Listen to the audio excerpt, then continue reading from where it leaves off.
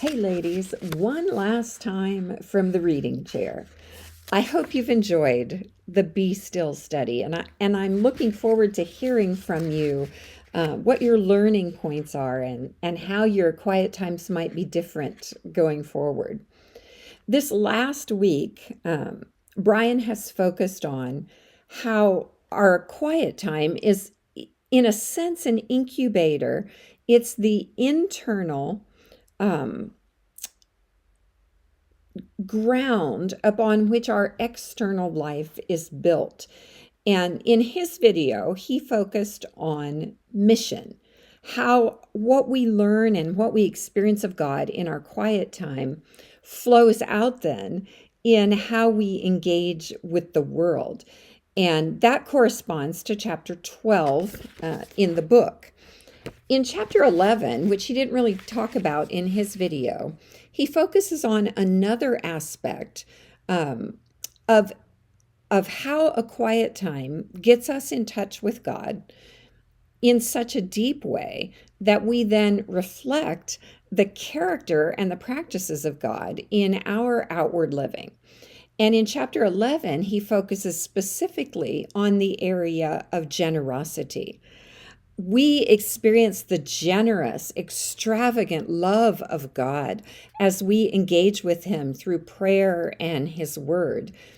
And that love then flows from us and overflows in generosity. As God is generous with us, then we become generous in our engagement with the world. And so I just wanted to share with you the questions that Brian asks. These are on page 145 and 146 if you have the book, to help us reflect on how is our experience of generous grace and generous love flowing out of us in generosity towards others. So here are some of the diagnostic questions that Brian suggests for us. The first one has to do with money and possessions. In what ways am I being a faithful and generous steward of God's money and possessions? And that goes back to the idea of ownership, that they are God's money and possessions, not mine. They've just been entrusted to me as a steward. And then the second question deals with anxiety. For many of us, our anxiety comes around the area of what we have or don't have. So here's a diagnostic question. Am I worrying about or being controlled by a love for money or material things rather than trusting in God?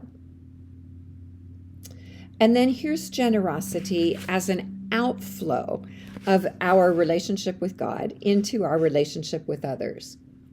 How do I generously contribute with my time, my listening, my service, my words, my money, and my possessions for the well-being of other human beings?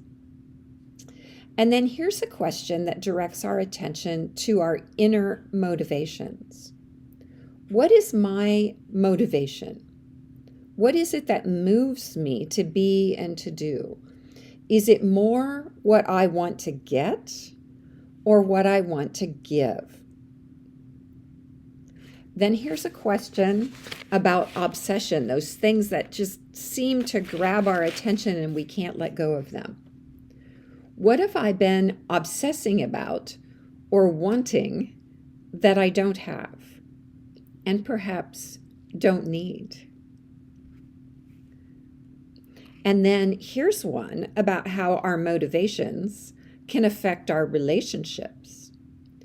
Am I engaging in what Brian calls positioning?